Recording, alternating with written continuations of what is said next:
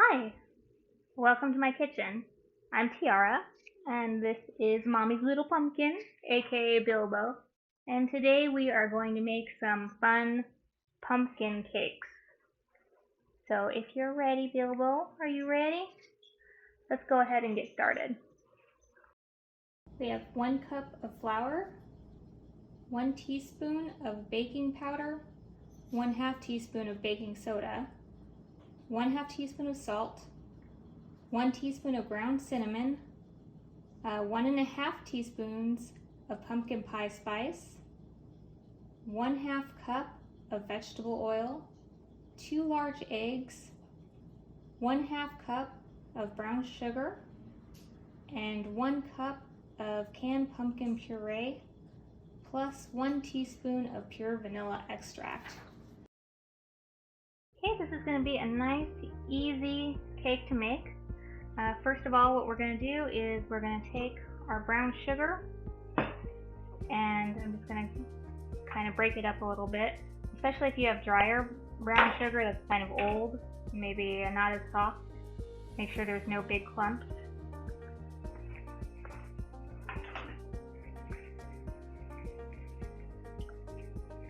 And the oil and the vanilla extract.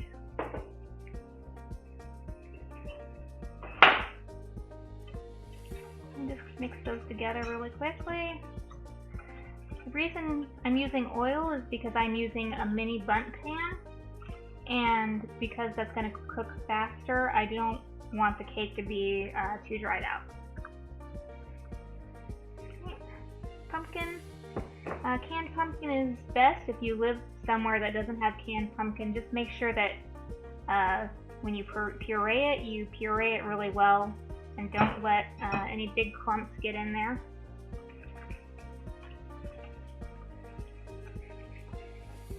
Also, if you live somewhere where you can get canned butternut squash, here is a secret. Butternut squash and pumpkin inside of desserts like this taste almost exactly the same. So since they're pretty much indistinguishable, you can use either one. Alright. Cakes.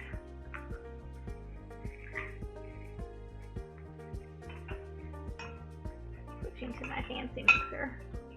Doodad.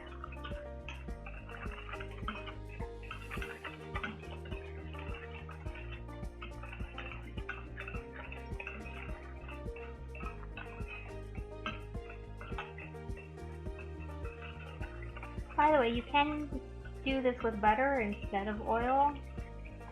I think the oil is better. Whew, good lord, don't drop stuff. What you can also do is use a 1/4 cup of applesauce and a 1/4 cup of oil if you want it to be a little quote-unquote healthier. But as far as I'm concerned, the point of eating this cake is not being healthy, so 1/2 cup of oil it is for me. Alright, so I've taken all my dry ingredients, the flour, salt, baking powder, baking soda, pumpkin spice, and cinnamon, and I put them all together in a bowl, and what I'm going to do is I'm going to sift them together into the bowl of the wet ingredients. And sifting just makes sure there's no big clumps. And then we're just going to give this a quick mix.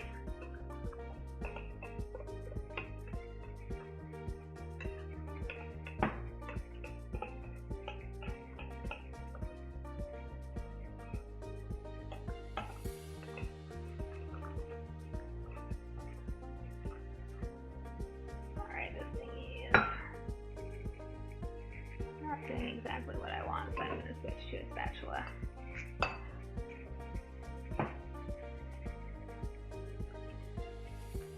Alright. Now between the brown sugar and the between the brown sugar and the pumpkin, it is going to be a little bit lumpy, but none of those lumps are going to be flour, and that's what we want to avoid. You don't want somebody to bite into one of your baked goods and have a big bite of like baking powder, for example, because that's jarring and kind of gross. Okay, so just the minimum amount of baking or mixing to bring everything together. Mini bundt pan. So the one I have here is 12. A lot of them you'll find are kind of the same width by height, but they have 6 pieces. Whichever is fine. It's just going to alter the baking time a little bit. So I'm going to quickly give these a spray because we don't want them to stick.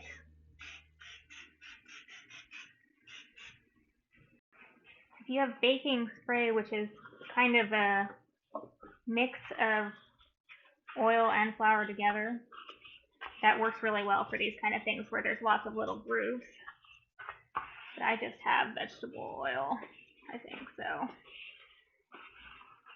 it'll live. What I'm going to do to make this a little bit less messy is I'm going to pipe the batter into the different tins. If you don't have piping bags, something that works really well and nobody really talks about for something like this is just a regular sandwich bag. So I'm going to take this Golden Knights cup, even though the hockey season is over, and I'm just going to put the top of the bag around the rim. And this is just going to hold it still so that I can put the batter in.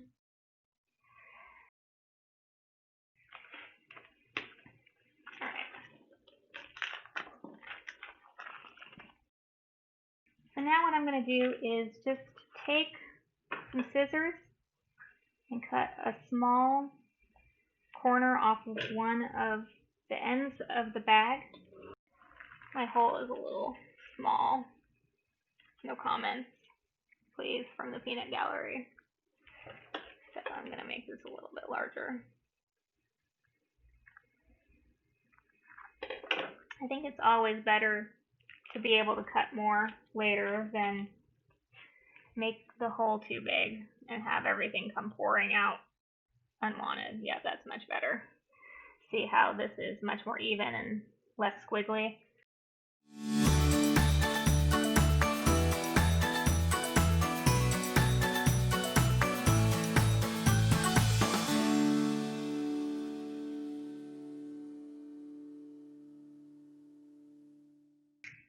So I actually did not use a lot of sugar in this because the icing is just sugar, basically. But if you want yours to be a little bit sweeter, you can add 3/4 of a cup of brown sugar instead of 1/2 cup.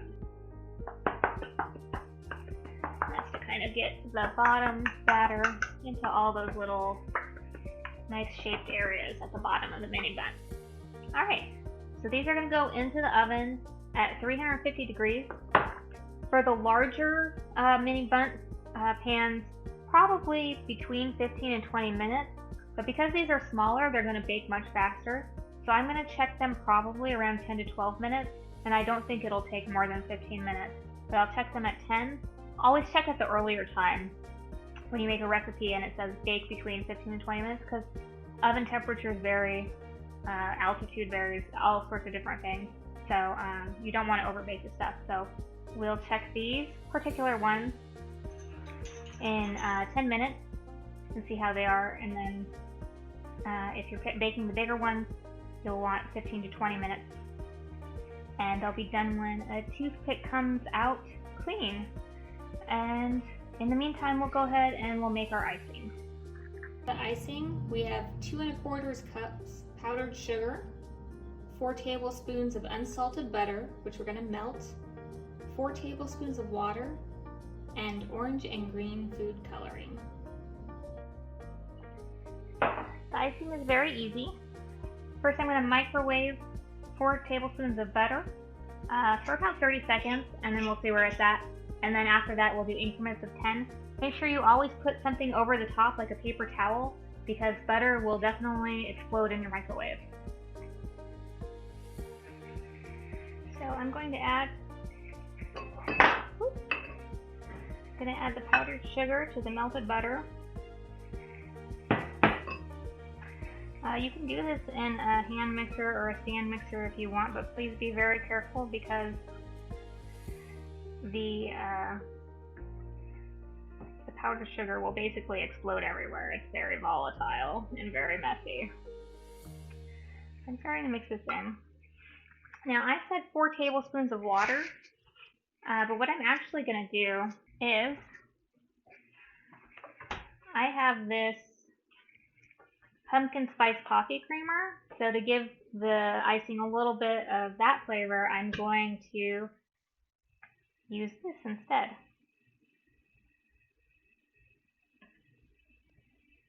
You can also use milk instead of water, and you can put a little bit of flavoring in it, like maybe a tablespoon of maple syrup or some vanilla extract, just to give it a little bit of extra. You don't want just sugar water, basically, or just a sugar icing with no flavor in it. There we go.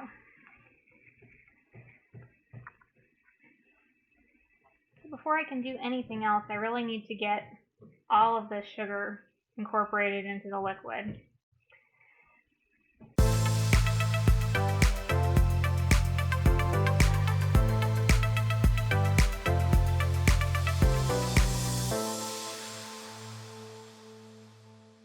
Once you've got all of the sugar incorporated, then you'll be able to whisk it until it's smooth.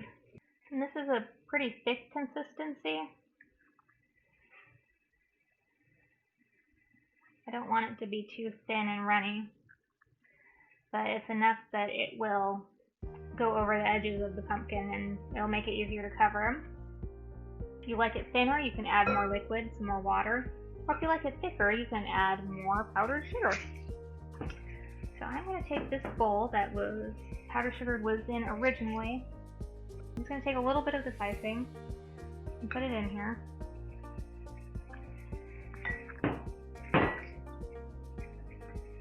And to this part, I'm going to add a little bit more powdered sugar because this is going to be the green part of the pumpkin, so I want it to be stiffer so it doesn't run as much.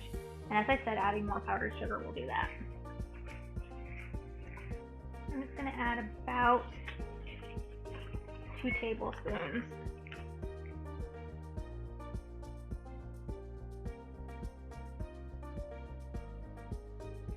Mix this in until it's nice and stiff. That's what she said, right? Alright. So for the small bowl of icing, I'm going to add the green food coloring. You can use any kind of food coloring you like. This is Chef Master. It's a nice brand that I like. I'm going to put like 2 globs in there. I have a lot of gel. This is gel food coloring. I have a lot of gel food coloring because when you're working with stuff like meringue, you don't really want the liquid kind because it messes with the consistency. Alright. This is a nice green color.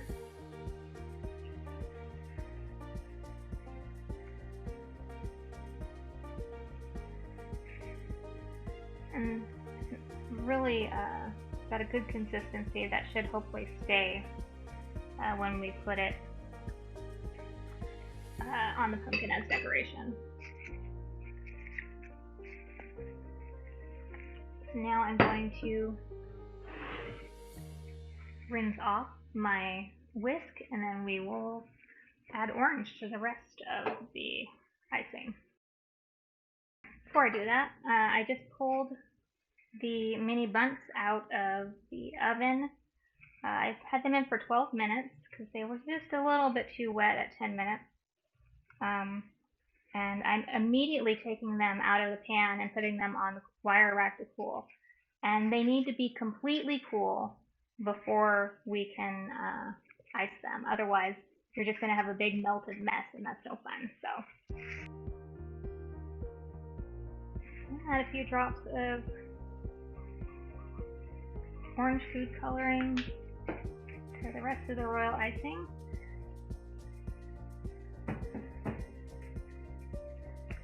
Give it a good mix. Remember, you can always add more. You can't take away with stuff like this. So start with 1 or 2 drops, and then if you decide you want a stronger orange, you can add in another drop at a time and see how that does.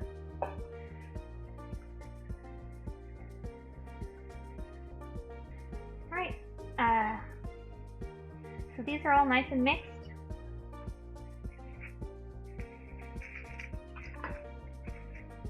Because I use that pumpkin spice coffee creamer, it's got a nice taste. If you don't do that, maybe add a little bit of vanilla, and it'll taste good too. So I've got my green and my orange for the pumpkins. So we've got to let the cakes cool completely, so I'm going to cover these with cling film, set them aside. They don't need to go in the fridge. And then probably it'll take about 20 minutes or so to cool. I'm looking at them like you're going to tell me. I don't know. It'll probably be about 20 minutes till they cool, so we'll come back when those are ready to be decorated. And in the meantime, I guess I'm going to make dinner. Alright, so we'll see you in a little bit. Okay, we're back. It's nighttime now because we ate dinner and then cleaned up dishes and stuff. But our cakes are cool, and now we're ready to go ahead and start with icing. So I've got 2 bags for the icing. If you want, you could just pour the orange over the top, but I want to use this number 61 piping tip. I think it's actually for petals or leaves, maybe, but it's going to make less of a mess, I'm hoping. So when I did this in practice before the video, I just kind of dumped it over and it was super messy, and I didn't like the way that worked out. So I'm just going to put this over the top.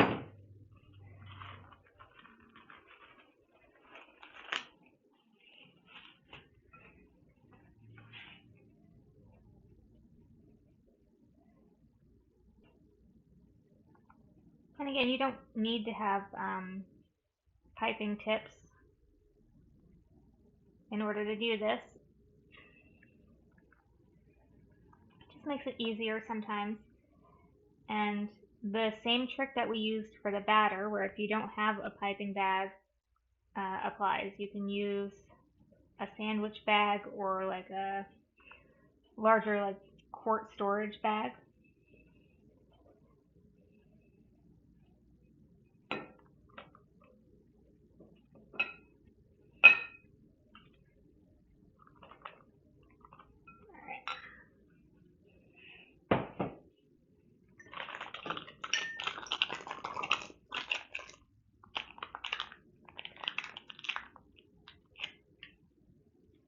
I've got this filled,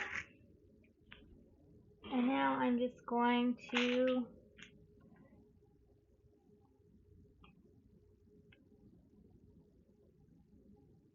cover everything.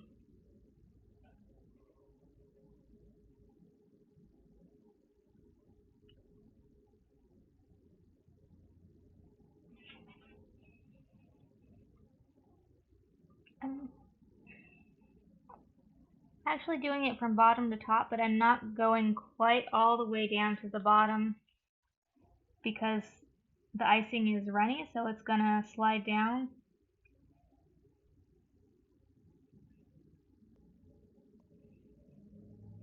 little bit in the center part. So I'm not really using this tip for any kind of shaping purpose. It's just I wanted the flat tip because I thought it would help put the icing onto the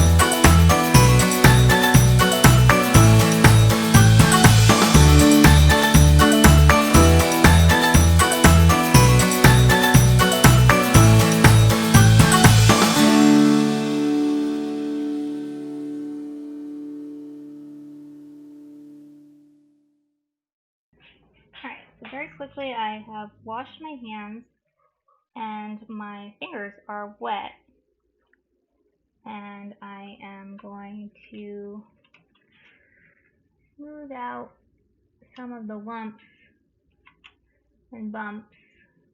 I'm just tapping lightly with my hands while my hands are wet, and that's just smooth them out a little bit in places where there are little lumps and things from the spatula. Alright, I think those look mostly good.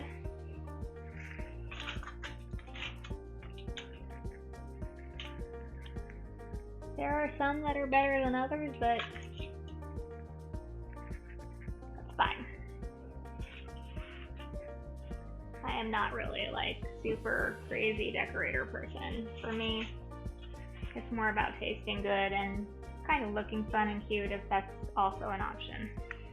Alright, now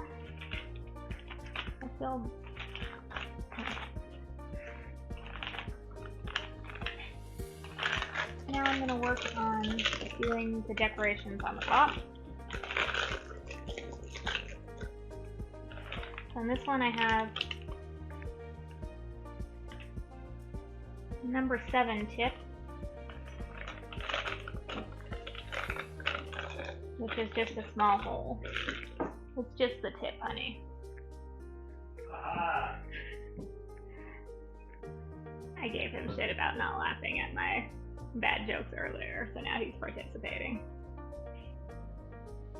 So this icing, we added extra sugar, powdered sugar too, so it's much thicker, and it will hopefully not run the way that the orange icing ran.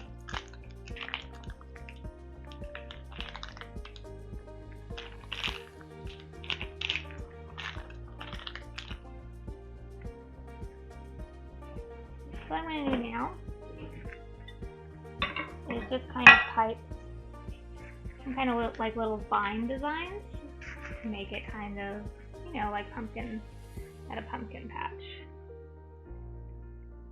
And this is all just free form, making stuff up as I go.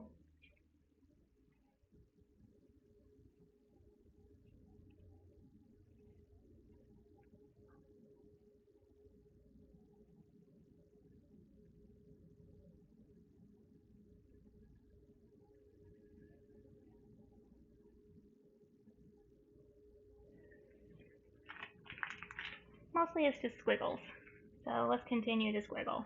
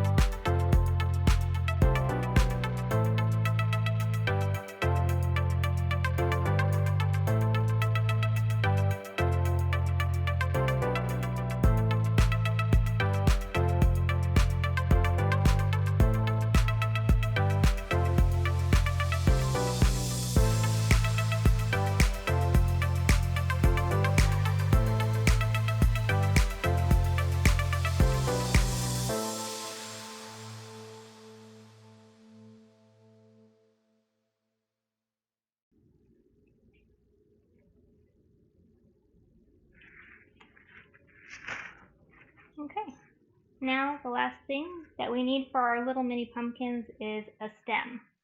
Probably the easiest way to do this is to get Tootsie Rolls and cut them in half and stick them in the little holes. If you have modeling chocolate will also work really well, and I think modeling chocolate tastes better than Tootsie Rolls, so that's what I'm going to use. So I've got a little bit of modeling chocolate. I'm not doing anything fancy, I'm basically making it into a Tootsie Roll shape, right? But you don't need that much, so I would say if you're going to use a Tootsie Roll, maybe cut it in half.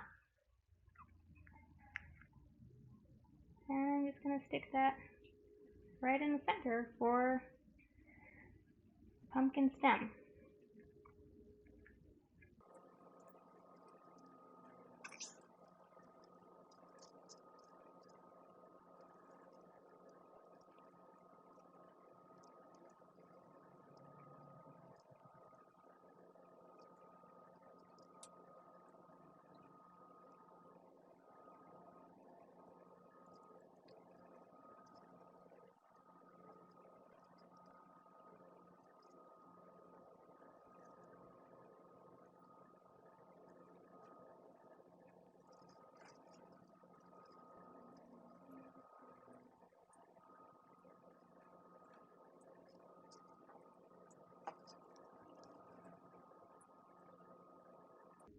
Just trying to give it some pieces that look a little bit like leaves.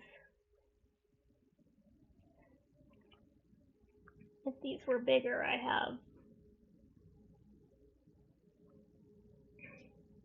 candy melts and molds that look like leaves, but these are too small for those.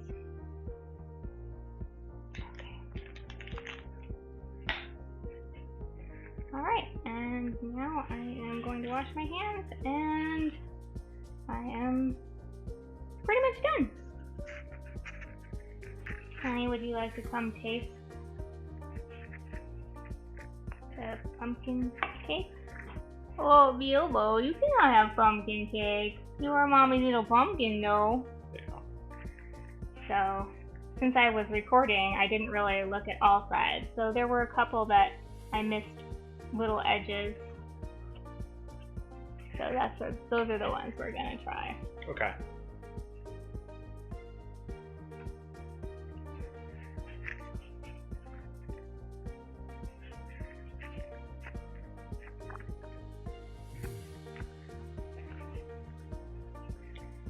You really get kind of the, for lack of a better term, pumpkin spice in there, like the nutmeg, and I know other things are involved in that. It's really tasty. The cake is nice and soft, and these aren't going to last 5 days, but theoretically in the fridge they will keep up to 5 days in an airtight container. Well, no, he can't have chocolate, but he could possibly have a little bite of cake. Mmm. Well, you know what they say, you are what you eat. That's true. He is a pumpkin. He is a pumpkin. Well, it looks like these are Dan and Bilbo approved. You can't have any more. That was just a treat for you. Success. So, thank you for joining me. Hope you've enjoyed making these little pumpkin treats. If you do wind up making them, send me pictures. I'd love to see. And no idea what I'm going to do next time. Something fun. Again, hopefully. Something tasty, as always. Alright. Deal? Deal. Alright, thanks. Bye, everyone.